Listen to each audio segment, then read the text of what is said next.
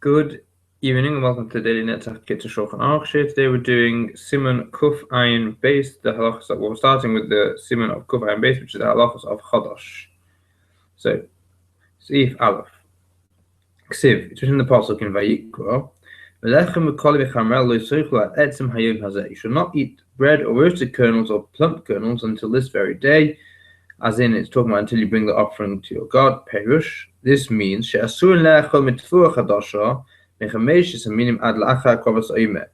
is, we are forbidden to eat from the new grain crop of any of the 5 species of grain until after the offering of the Omer, which they offered in the Bais Hamikdash on the 16th day of Nisan. And in a time when there's no Omer brought, as in there's no Bais Hamikdash, Kol Hayoim Asurin,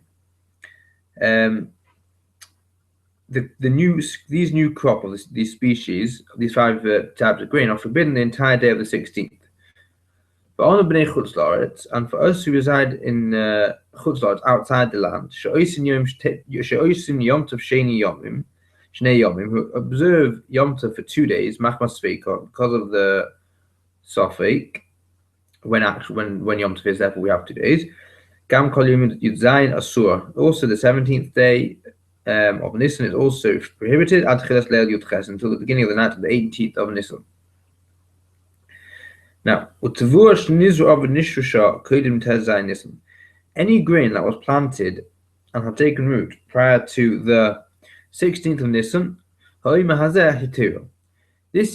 this year's Omer makes this particular grain permitted, or until after that particular day, and it is therefore permitted immediately after its harvesting. But if it had not taken root prior to the 16th of Nisan, it is prohibited until the time arrives for the next year's Omer. See base. In the opinion of most major halachic authorities, this prohibition against eating chodosh, even outside of Eretz Yisrael, is applicable as a biblical commandment, even outside of the land. One must be therefore be very vigilant with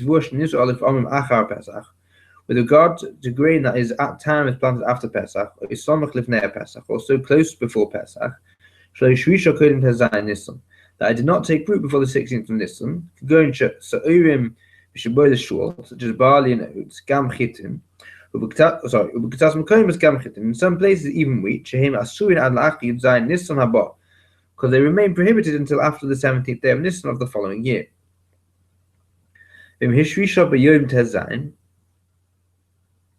However, if they took root on the 16th of Nisan itself, it becomes permitted at the beginning of the 17th night of Nisan of the following year, and not at the end of the 17th. By virtue of the fact that whichever possibility we consider, it would be mutter by that time.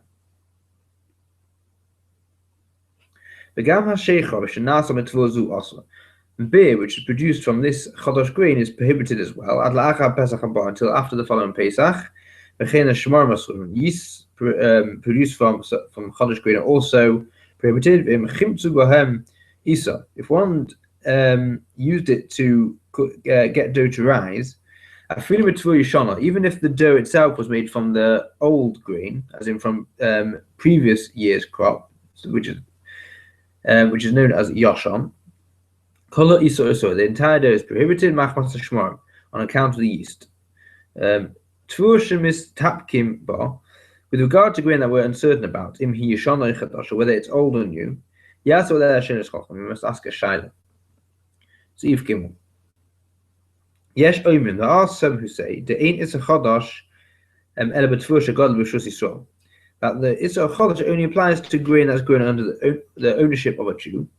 And even if the field is owned by a non-Jew, and the Jew only rented it, but in such a field, the grain will be subject to the Isra chodosh, even according to this view. However, grain that's grown under the ownership of a non-Jew, is not subject to the prohibition against chodosh, according to these authorities. And it's on this that many people rely in a pressing situation. Nevertheless, with regard to grain that has grown under the ownership of a Jew, there's no permit at all to eat the grain if it's definitely chodosh. But in any case, there are many authorities who disagree that and maintain that the prohibition against eating chodosh applies even to the grain of a non-Jew. And someone who's stringent will be blessed. So now moving on to Siman Kuf Ayin Gimel, which is the Hilchos of Orla. So, Sif Aleph. Kol Eit Machal, regarding any fruit tree, Bein Shel Yisrael, Bein Shel Akum, whether it belongs to a Jew or belongs to an idolater, and even one that grows in an unperforated flower pot, Shalosh Shanim Horishonim Minitios, so the law is that from the first 3 years of when it was planted, a Peres Vagarinim, clippers are also bad not. The flesh of the fruit that grows in the pits, the peels, are all, and the seeds are all prohibited for Hana benefit.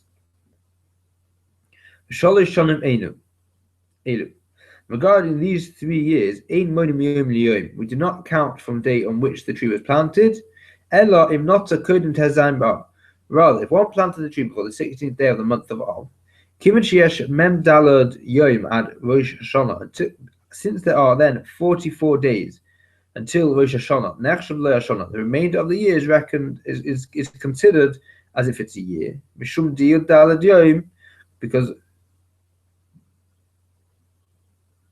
the first 14 days after the tree is planted, the Haim you make klita are the days of taking root. The 30 days that remain in the year, Nachshav Shana, are reckoned as a full year. They're considered a full year. He then counts an additional 2 years beginning from Tishrei. So you've had the 44 days up until Rosh Hashanah. Now, then you've got Tishrei, is the start of the new year. And then you count 2 years from there. If you planted the tree any time in the year, from the 16th day of Av and later, the remainder of that year is not considered at all a year for purposes of Orla.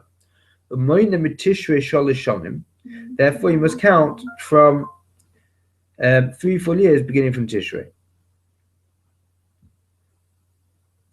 Seif base. During the 4th year of the tree's growth, Nikra Peris Nataravui. The fruit of the tree are called Netaravoi, or Tzrichim Pidyon. They require redemption, as in taking them and redeeming them. So Kitzur Poidos is going to explain how that's done. So Kitzur Poidos, on how does one redeem them? He picks them after they're fully developed. But no till mat bear kesef. He then takes a coin, oi perish al hetzer, or permitted fruit, shovers pruta, worth of pruta, and he says, with this coin or other fruit, I am redeeming these netaravoy fruits. When noitel hamat bear appears, he then takes the coin or other fruit, and he just grinds them up and discards them in a river. However, outside of Eretz Yisrael, one does not recite the blessing over the redemption of netaravoy. Seif Gimel.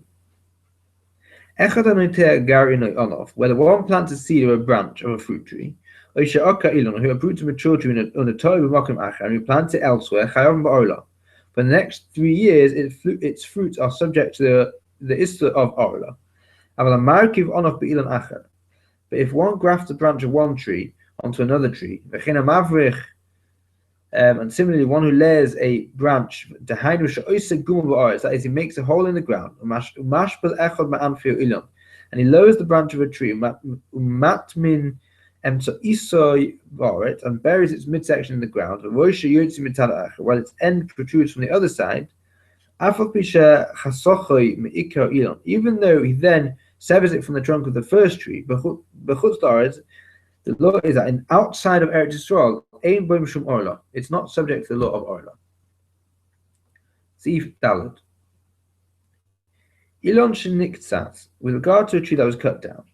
Im nishar goyva me ha'aretz tefach. If there remained from the stump, the tree which has been cut down, a stump that rises to the height of a tefach above the ground, as I masha godel achakach, then whatever grows from the stump afterwards, not subject to orla, because it's still considered a tree because there's at least a tefach there. If it does not leave a tefach, it's subject to the prohibition of orla.